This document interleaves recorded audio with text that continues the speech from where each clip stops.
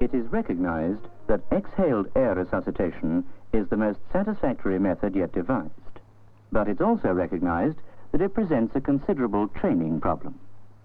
It's very difficult for a conscious person to act effectively as a casualty for practice, thus robbing the training of its essential realism. To overcome this difficulty, various training mannequins to suit the needs and pockets of different users have been developed. It is now our intention to examine one such mannequin and to see what it is capable of, how it is used, and how it is cared for.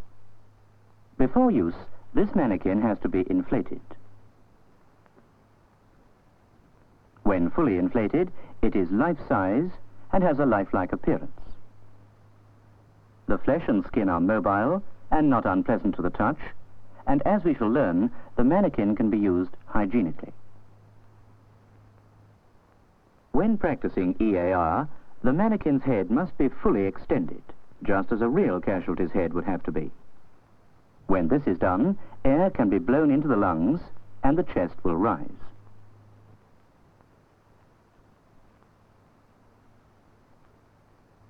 If the head is not extended, the airway remains closed and the lungs cannot be inflated.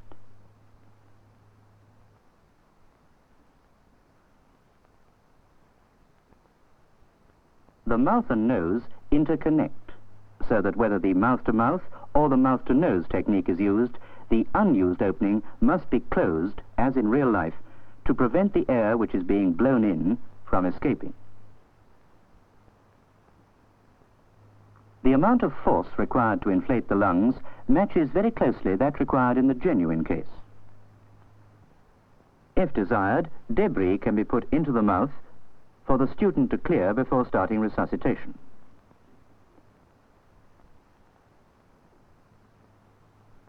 As for hygiene, there is in the back of the neck a vent through which the lungs empty after inflation, so that there is no possibility of one trainee being contaminated by the residual exhaled air of another.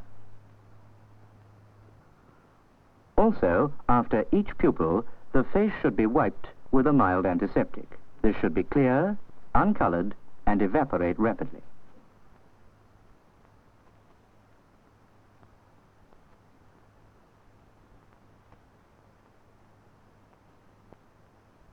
Alternatively, each pupil may have his own plastic mask, which is first formed to shape by means of the forming apparatus provided.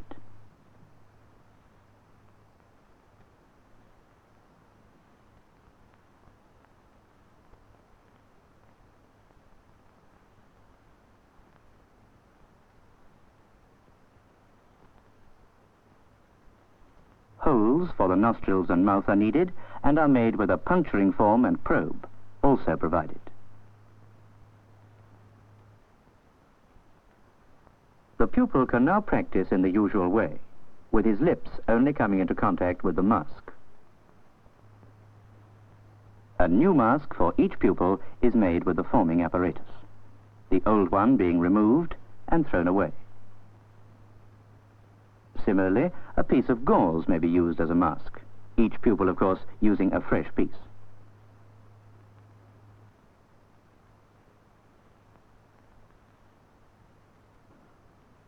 For training sessions using the mannequin, women students should be asked to remove lipstick, and all students should wash their hands. These are sensible precautions to keep the mannequin free of possibly permanent stains, and anyway, are fairly elementary points of hygiene. Classes learning EAR with the mannequin can first convince themselves of the importance of full extension of the head. They can become familiar with the feel of successful technique, with the awareness of air entering the lungs. and they can become so practiced in the various methods that correct technique becomes automatic. In this way, as much realism as possible is achieved.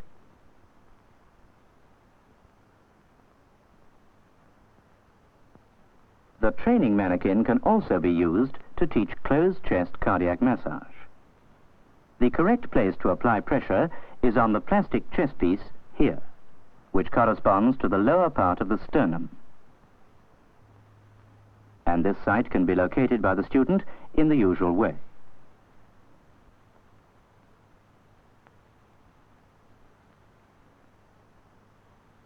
A realistic depression of the chest can be achieved with a realistic amount of force.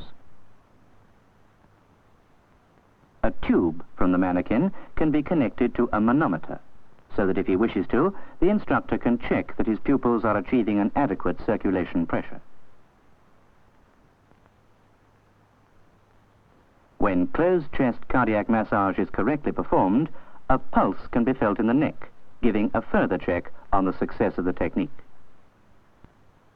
A refinement which can be fitted to the manikin is an eyepiece with retractable eyelids to demonstrate the dilated pupils which accompany cardiac arrest.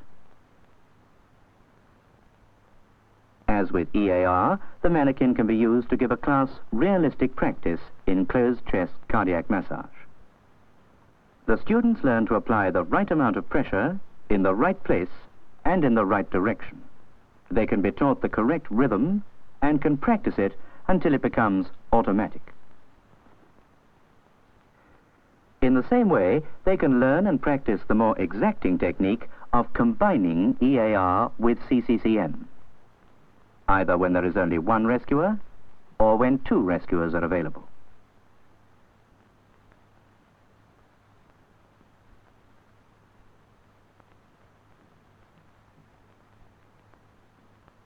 In this case, they can learn the smooth changeover of tasks necessary to avoid fatigue. This maneuver needs plenty of practice.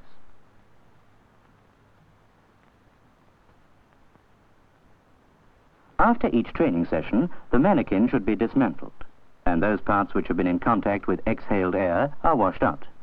An antiseptic solution may be used, or a soap solution if preferred, or even plain water.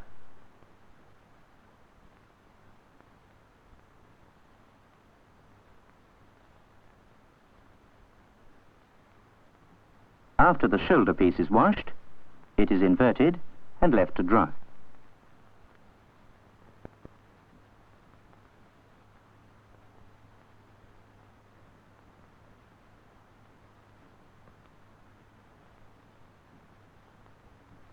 Similarly, the chest piece is left to drain.